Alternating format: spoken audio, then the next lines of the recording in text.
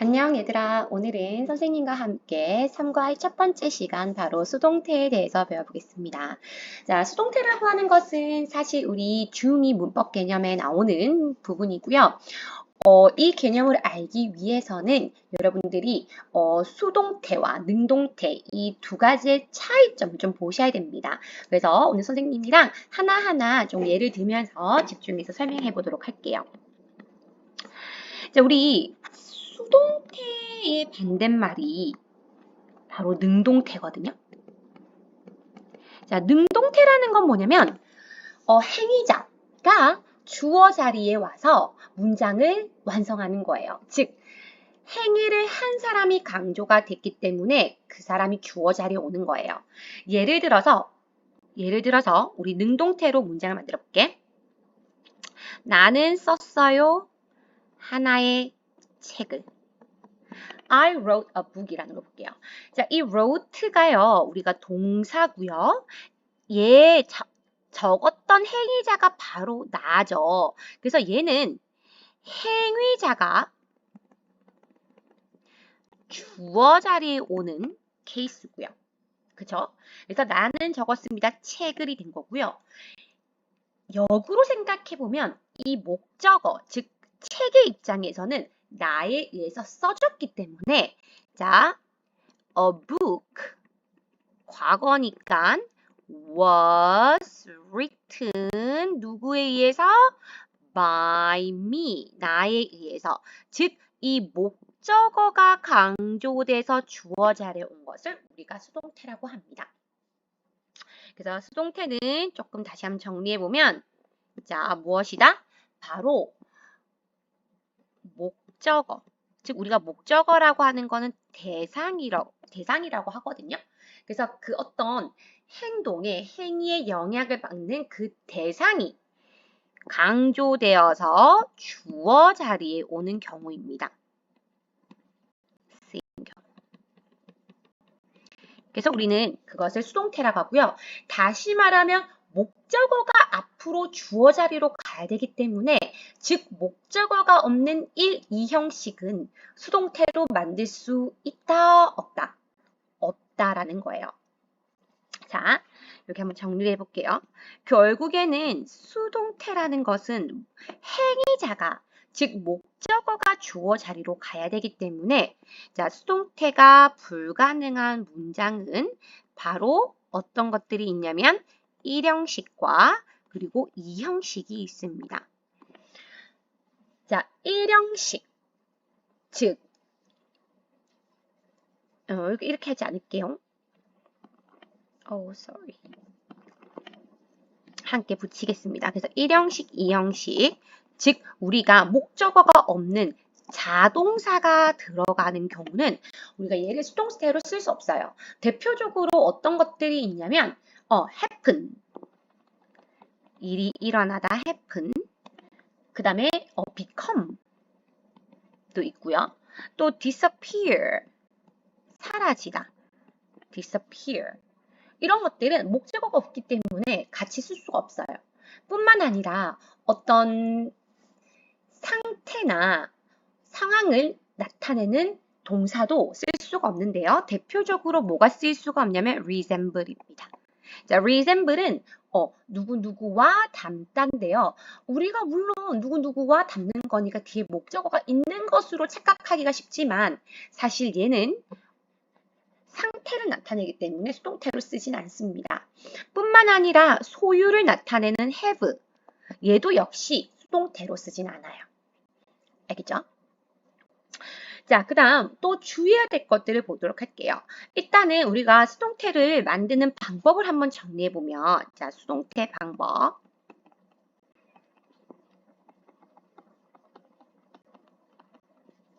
아까 말했지만 능동태에 있었던 주어, 동사, 목적어였던 이 자리를 자, 어떻게 바꾸냐면 자, 목적어가 앞으로 다시 주어 자리로 가게 됩니다. 그래서 이 대상이었던 이 목적어가 주어 자리로 가게 되고요. 그리고 반대로 이 행위자였던 주어가 by 뒤에 행위자로 나갑니다. 그죠? 그리고 이때 동사는 어떻게 내려가냐면 그냥 그대로 내려가면 이게 능동태인지 수동태인지 헷갈릴 수 있기 때문에 우리가 약속을 하죠. 뭐라고 만드냐면 비동사 플러스 pp로 적자라고 해요. 자, 그런데 이때 이 비동사는요, 시제에 따라서 크게 세 가지로 나눌 수가 있겠습니다. 자, 첫 번째, 현재일 때, 그리고 두 번째, 과거일 때, 그리고 세 번째, 미래일 때로 나눠볼 수가 있겠는데요. 자, 첫 번째, 현재일 때는 우리가 이 비동사 현재는 am, are, is 플러스 pp를 적어주시면 되고요.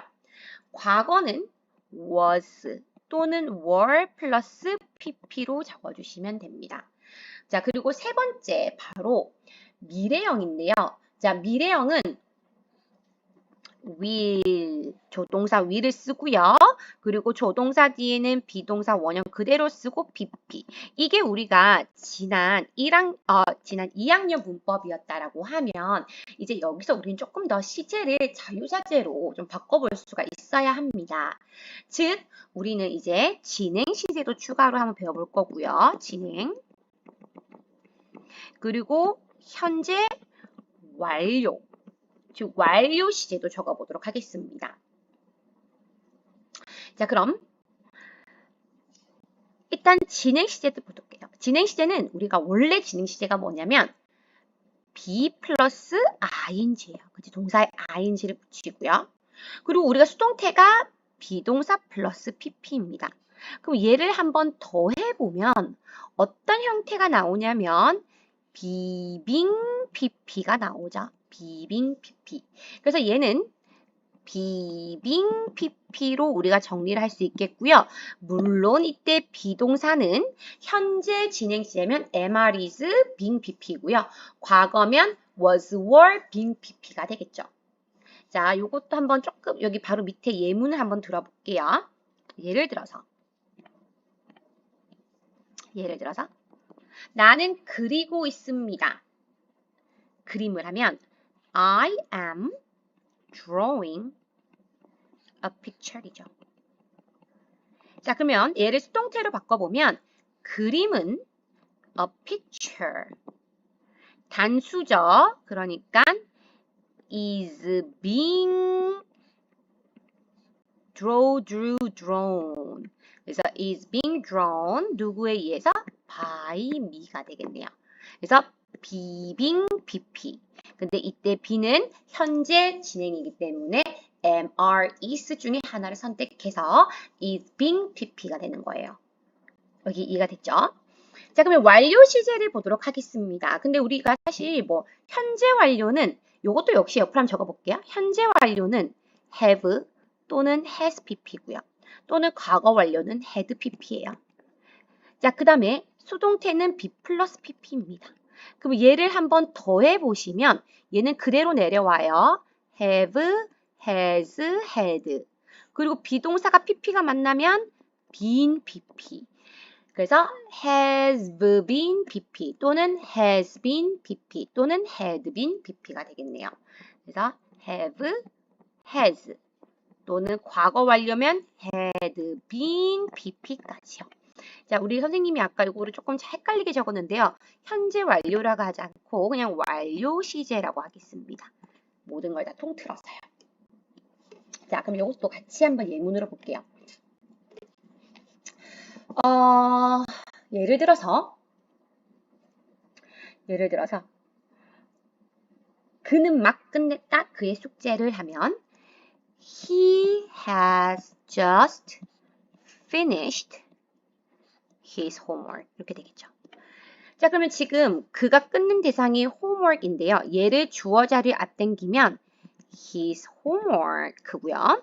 그리고 has pp가 왔거든요. 즉 현재 완료 시제입니다. 그러면 현재 완료의 수동이면 have, has, been pp고요. 얘가 주어 지금 자리에 온 his homework가 단수니까 has been finished.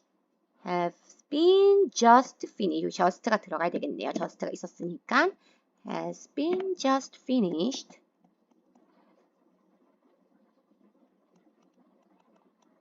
뭐에 의해서? by him이 되겠네요. 자, 그래서 여기 보시면 시제가 has pp이기 때문에 얘도 has been pp.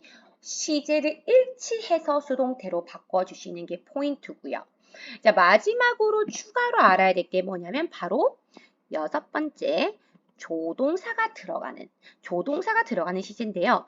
그게 어떤 조동사냐에 따라 상관없습니다. may든 must든 can이든 뭐 should든 뭐 상관없고요. 거기 그 사용됐던 조동사에다가 BPP를 적어주시면 돼요. 왜냐하면 조동사 뒤에는 동사 원형이기 때문에 B를 쓰고요. 얘는 아까 뭐와 비슷하냐면 will be PP랑 같은 맥락이죠. 왜냐하면 will이 미래를 나타내는 조동사이기 때문에 will be PP처럼 뭐 조동사 can be PP, must be PP, may be PP 이런 식으로 쓰시면 돼요. 자, 얘도 하나를 한번 예를 들어보고 이제 우리가 그 다음으로 넘어가 볼 건데요. 이제 어떤 것들이 있겠냐면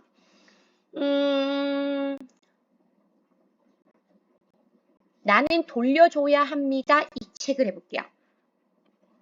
I must return 이 책을 this book이에요. 자, 지금 보시면 조동사 뭐뭐 해야 한다 must가 나왔고 동사 원형이 나왔거든요. 그러면 이 책, 즉 대상의 입장에서 강조를 하는 수동태를 한번 적어보도록 하겠습니다. 이 책은 돌려줘야만 하는 거죠. must, 다음에 조동사 be, 뒤에 조동사 뒤에 동사 원형, 그리고 returned, 누구에 의해서? by me가 되겠네요. 오케이? 그래서 이게 우리가 기본적으로 예전에 맨 처음에 수동태를 배웠을 때 현재, 과거, 미래 시제를 자유자재로 여러분들이 만들 수 있고 이 과정이 개념이 이해된 친구들은 당연히 진행 시제로, 당연히 완료 시제로, 그리고 당연히 조동사 플러스 BPP 시제, BPP로 바꾸는 거에 있어서 전혀 아마 문제는 없을 거라고 생각을 합니다. 근데 기본 포인트만 잘 기억하시면 돼요.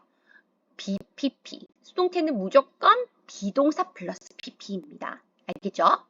자, 그 다음에 오늘 한 개 더 추가적으로 배울 게 뭐냐면 우리가 결국에는 아까 행위자였던 주어는 수동태에서는 뒤로 가게 되고요. 그냥 뒤로 가는 게 아니라 by를 붙인다고 했거든요. 이때 이 전치사 by는 누구누구에 의해서 라는 뜻으로 행위자를 가리킬 때 우리가 붙이는데 근데 어떤 수동태들은 이렇게 by 플러스 행위자가 생략되는 경우도 있습니다. 그러면 어떨 때 얘가 생략이 될까요?